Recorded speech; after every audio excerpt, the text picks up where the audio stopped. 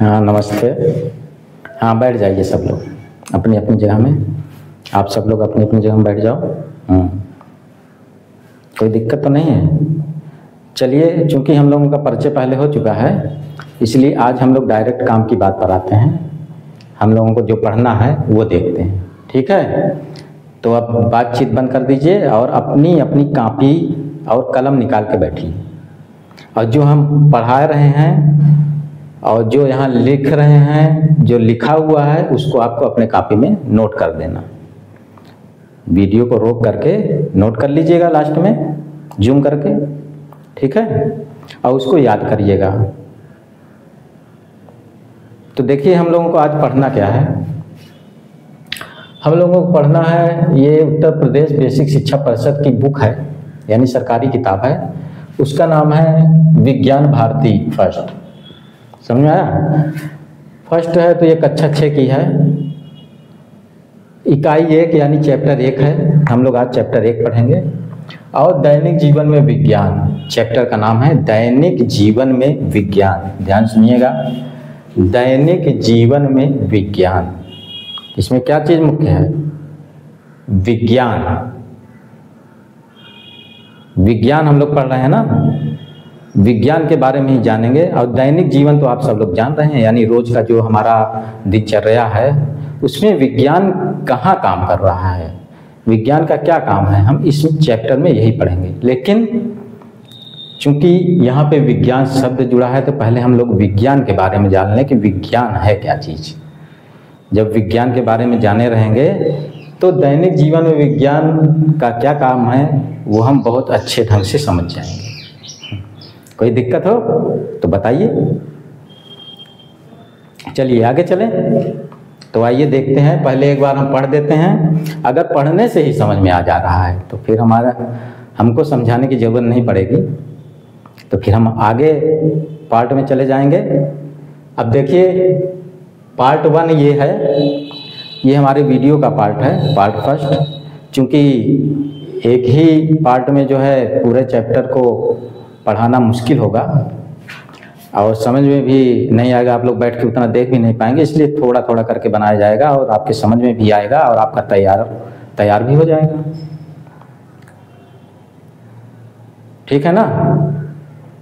कोई शक हो तो बताइए। आइए आगे चलते हैं। हाँ तो अब ध्यान सुनिएगा, क्योंकि आप ही को पूछना है तभी हम उत्तर देंगे, नहीं तो हम यही समझ के चलेंगे कि आपके समझ में आ गया है।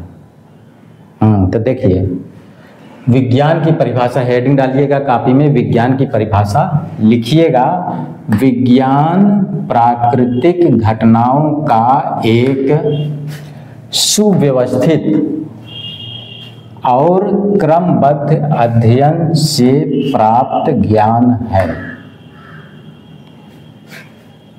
जो कि वैज्ञानिक विधि के विभिन्न चरणों का प्रयोग करके प्राप्त किया जाता है। वैज्ञानिक विधि के विभिन्न चरण निम्न हैं: जिज्ञासा यानी प्रश्न करना, परिकल्पना करना, परीक्षण करना, निरीक्षण करना, अभिलेखन करना, पुनर्विचार, निष्कर्ष निकालना, नए प्रयोग करना। कोई दिक्कत? समझ में आ गया? क्या मुस्कान सर से निकल गया? मुस्कुराती रहोगे सर से निकल ही जाएगा। इसको पकड़ो सीरियस होके।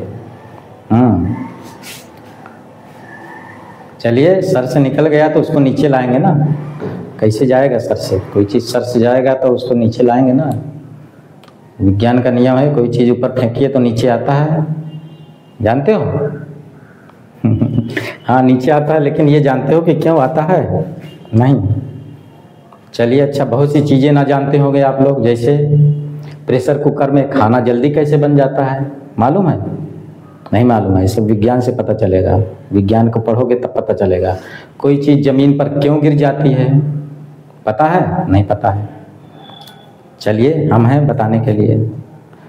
फ्रिज में सामान ठंडा कैसे रहता है? जैसे जैसे आप लोग आगे पढ़ते जाएंगे वैसे वैसे ही सब नॉलेज आपको होता जाएगा। चिड़िया कैसे उड़ती है, आदमी पानी में कैसे तैरता है, बारिश कैसी होती है, पानी कैसे बरसता है, मतलब दूध से दही कैसे बन जाता है, ये सब जानना चाहते हो ना आप लोग। प्रश्न उठता होगा कि ये सब जब आप विज्ञान पढ़ेंगे, जैसे जैसे आगे बढ़ते जाएंगे वैसे वैसे आप सब कुछ जानते जाएंगे, सब कुछ आपको पता चलता जाएगा। विज्ञान सब कुछ बताता है, केवल एक को छोड़ करके। क्या? हाँ, विज्ञान भगवान के बारे में नहीं बताता। भगवान के बारे में विज्ञान को नॉलेज नहीं है, क्योंकि भगवान ने ही विज्ञान बनाया है। अरे भगवान ने ही तो हमारे दिमाग दिया है ज्ञान, उसी को विशेष रूप से जो सुव्यवस्थित और क्रमबद्ध हो जाता है उसी को विज्ञान कहते हैं। अब विज्ञान के लिए जरूरी है कि वो भौतिक चीजें हों, प्राकृतिक घटनाएं हों, भौतिक घटनाएं हों, तो वो विज्ञान उसको अध्ययन किया करता है, यानी जो दिखाई दे, सुनाई दे, हम देख सकें, समझ सकें। और भगवान तो अलौकिक है, वो तो ज्ञान का भंडार है, विज्ञान कैसे उसके बारे में पता लगाएगा। जैसे अच्छा देख लीजिए, जैसे आप छोटे क्लास में हैं तो आप बेसिक चीज़ कैसे जानेंगे? हाँ, बड़े क्लास की चीज़ कैसे जान जाएंगे? 4-5 में पढ़ते नहीं जान पाएंगे ना। तो अभी तो हम लोग विज्ञान थोड़ा सा जाने हैं, विशेष ज्ञान, लिमिटेड है ये, विशिष्ट, सब चीज़ के बारे में नहीं बताता, विशिष्ट है। जब ये विशिष्ट है तो वो उसको कैसे बताएगा अलौकिक चीज़ को? क्या भगवान होता है कि नहीं? अच्छा देखिए, अच्छी बात है आप लोग प्रश्न पूछ रहे हैं, लेकिन ये थोड़ा सिलेबस के बाहर जा रहा है। भगवान भी होता है, भूत प्रेत भी होते हैं, सब कुछ होता है। और इस समय पितर चल रहा है तो पितर की पूजा करते हैं। हाँ, बहुत लोग कहते हैं अंधविश्वास है, ऐसा कुछ नहीं है। इसके बारे में हम आपसे बात करेंगे, लेकिन चूंकि इधर बात करेंगे तो वीडियो लंबी हो जाएगी और फिर हमारे सिलेबस से हट जाएगा जो चीज़ हम पढ़ाना चाहते हैं। तो अगर इस तरह के प्रश्न पूछना है तो आप पूछ सकते हैं इसी में, या कमेंट में पूछ सकते हैं। उसके उत्तर के लिए हमने दूसरा चैनल बना दिया है, इस तरह के प्रश्नों के उत्तर हम उसमें दे दिया करेंगे आप लोगों का। तो उसको आप सब्सक्राइब कर लीजिए, उस चैनल को भी। चैनल का नाम हम बता दे रहे हैं, उस चैनल का नाम है, उसमें इस चैनल इसलिए बनाया गया है कि इसमें इस तरह के क्वेश्चन आप लोग पूछेंगे तो हमको जो है टाइम लगेगा बताने में। हाँ, तो ये डिस्टर्ब हो जाएगा जो हम पढ़ाना चाहते हैं। उस चैनल में क्या पढ़ाया जाएगा आपको? संस्कार के बारे में, बच्चों का खेल कूद के बारे में। बच्चे आजकल चूंकि मोबाइल में ज़्यादा बिजी रहते हैं तो इसमें से खेल कूद सीखेंगे। स्कूल में बच्चों को कैसे खेल कूद सिखाया जाता है, नैतिकता का ज्ञान, हाँ, संस्कार वाली बातें, अच्छी बातें, मनोरंजन वाली बातें। आपको मनोरंजन भी होगा, खेल वोल देख के, दूसरे बच्चों को देखेंगे तो आप भी सीखेंगे कुछ। खेल करके भी दिखाया जाएगा, समझ गए? अच्छे अच्छे गीत सुनाए जाएंगे उसमें। तो उस चैनल को सब्सक्राइब कर लीजिए, तो इस तरह के क्वेश्चन के आंसर उसमें दे देंगे। चैनल का नाम हम बता दे रहे हैं, चैनल का नाम है राजेश, मेरे ही नाम से है, राजेश संस्कार, क्योंकि संस्कार वाली बातें होंगी, ये सब हमारे संस्कार में है, संस्कार। और इसी के साथ जोड़ दिया है, क्योंकि खेल कूद भी रहेगा तो मस्ती भी रहेगी और मज़ा भी आएगा। तो इस चैनल को आप वो कर लीजिए, कुछ दिन में ही चालू हो जाएगा, तो साथ में इसको भी सब्सक्राइब कर लीजिएगा। और पढ़ाई के साथ साथ और सामाजिक चीज़ें भी आप सीखेंगे, ठीक है? सब कुछ बताया जाएगा। बस यही 2 चैनल आप कर लीजिए और आपको कुछ पूछने की ज़रूरत नहीं पड़ेगी। कमेंट कीजिए और इसमें जो है आंसर आपको दे दिया जाएगा, आपको वीडियो बना के भेज दिया जाएगा। आप देखिए, कोई कंफ्यूजन हो तो फिर पूछिए। समझ में आया? हाँ, चलिए फिर आगे चलते हैं। देखिए, जैसे कि इसमें लिखा है विज्ञान प्राकृतिक घटनाओं का। अब देखिए, प्राकृतिक आ गया ना। आखिर प्रकृति क्या है? भगवान की बनाई हुई चीज़ है ना, ईश्वर द्वारा निर्मित चीज़ है, निर्माण किया गया है। कुछ लोग प्रकृति को ही भगवान समझ लेते हैं, वो भी अच्छी बात है, समझना भी चाहिए, क्योंकि भगवान ने अपनी इच्छा से प्रकृति बनाया है। जो हमारे आसपास की चीज़ें हैं, जो घटनाएं हो रही हैं, जैसे भूकंप का आना, बाढ़ का आना, सूखा हो जाना, हाँ, ये सब घटनाएं जो होती, जैसे ज्वालामुखी का फटना, सुनामी का आना, ये सब का अध्ययन विज्ञान करता है। विज्ञान भगवान का नहीं अध्ययन करता, क्योंकि ये सब चीज़ें दिखाई देती हैं और विज्ञान को क्या चाहिए? दिखना चाहिए वो चीज़ सामने, प्रमाण चाहिए। अब भगवान के लिए प्रमाण ढूंढने का ज्ञान जो है विज्ञान के पास नहीं है, अभी तो नहीं है। चलिए फिर हम इसी में आ जाएंगे तो आप लोग फिर वो हो जाएंगे, फिर पूछने लगे तो उस चैनल में बात करेंगे, ठीक है? तो आइए हम चलते हैं। क्या है? सुव्यवस्थित और क्रमबद्ध, ये चीज़ नहीं समझ में आया है ना? सुव्यवस्थित का मतलब समझ लीजिए एक सिस्टम होता है, सिस्टमेटिक, ये अंग्रेजी की भाषा है, सिस्टमेटिक, और सीक्वेंशियल यानी क्रम से होता है। जैसे मान लीजिए आप कोई काम कर रहे हैं, अगर आप सिस्टम से करते हैं तो वो विज्ञान की ही श्रेणी में आ जाता है। जैसे मान लीजिए आप, हाँ चलिए, आप क्लास में ही पढ़ते हैं तो आप क्या करते हैं? पहले पहली कक्षा में पढ़ते हैं, दूसरी कक्षा में पढ़ते हैं, तीसरी कक्षा में पढ़ते हैं, चौथी कक्षा में पढ़ते हैं, ऐसे पढ़ते हैं ना। डायरेक्ट तो आप जो है इंटर में नहीं पहुंच जाएंगे। अगर डायरेक्ट बता दिया जाएगा या डायरेक्ट आपका नाम लिखा दिया जाए इंटर में या हाई स्कूल में, अभी आप जो है कक्षा 2 भी नहीं पास हैं, हाँ 3 भी नहीं पास हैं, तो आप पढ़ लेंगे? नहीं पढ़ पाएंगे ना। तो क्या होता है, एक क्लास के बाद दूसरी क्लास, दूसरी क्लास के बाद तीसरी क्लास, ये क्रम हो गया।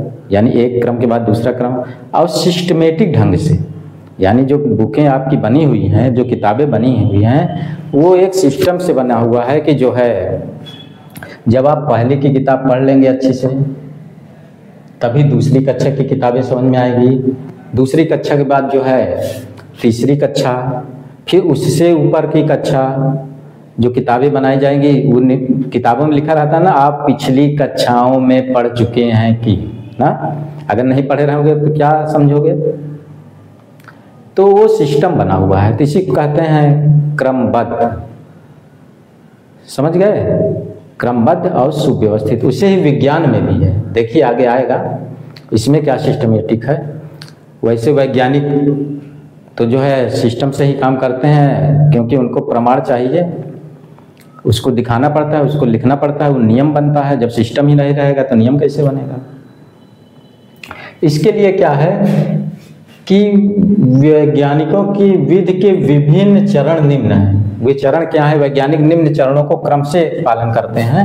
एक छोटा बच्चा भी इसी क्रम को पालन करता है, वो भी वैज्ञानिक ही होता है। तुम लोग भी वैज्ञानिक हो, सब वैज्ञानिक, सभी ऐसा ही सोचते हैं। देखिए कैसे, देखिए पहला चरण है जिज्ञासा या प्रश्न करना। हर कोई प्रश्न करता है कि कैसे हो गया, क्यों हो गया, कब हो गया, कहाँ हो गया। हाँ, तो किसी चीज के बारे में जब प्रश्न उठता है तो क्या होता है? परिकल्पना आदमी करता है। परिकल्पना नहीं, उसके बारे में सोचता है कि आखिर ये ऐसा हुआ है तो इस कारण से हुआ होगा, ऐसे हुआ होगा। परिकल्पना करता है ना, सोचता है। जैसे आप ही साइकिल से कहीं जा रहे हों और अचानक गिर जाएं तो आप क्या सोचेंगे? यार क्या हो गया, ये तो क्या हुआ, कैसे गिरा? तो आप सोचेंगे कि लगता है कि ब्रेक मार दिए हैं क्या अचानक, या तो कोई पत्थर उत्थर आ गया है, कुछ तो हुआ है। तो इसी तरह वैज्ञानिक भी सोचते हैं। जब कोई घटनाएं घटती हैं, पहले से नहीं पता चलता, जब कोई घटनाएं घटती हैं तब वैज्ञानिक उसकी खोज करते हैं कि ये क्यों घटा। यानी पहला चीज है जिज्ञासा या प्रश्न करना। दूसरा परिकल्पना, यानी उसके सोचते हैं, कारण का पता लगाते हैं, सोचते हैं दिमाग से ऐसा होगा। फिर उस कारण को लेकर के क्या करते हैं? परीक्षण करते हैं, यानी प्रयोग करते हैं, परीक्षण करते हैं कि आखिर ये जो हम सोच रहे हैं, जो हमने कल्पना किया है, वो ठीक उतरता है कि नहीं, ठीक है कि नहीं। जब परीक्षण करेंगे, प्रयोग करेंगे तो उसका निरीक्षण करते हैं। निरीक्षण मतलब कि ध्यान से उसको देखते हैं। प्रयोग करेंगे, कोई चीज़ आप प्रयोग करोगे तो उसको ध्यान से देखोगे ना कि इसमें क्या हो रहा है, जो हम सोच रहे हैं उसी तरह हो रहा है कि नहीं। तो निरीक्षण करते हैं, फिर अभिलेखन करते हैं। अभिलेखन मतलब यानी जो चीज़ वो निरीक्षण की है उसको लिखते हैं, नोट करते हैं। अपनी डायरी में उसको लिखेंगे ना, तभी तो नियम बनाएंगे।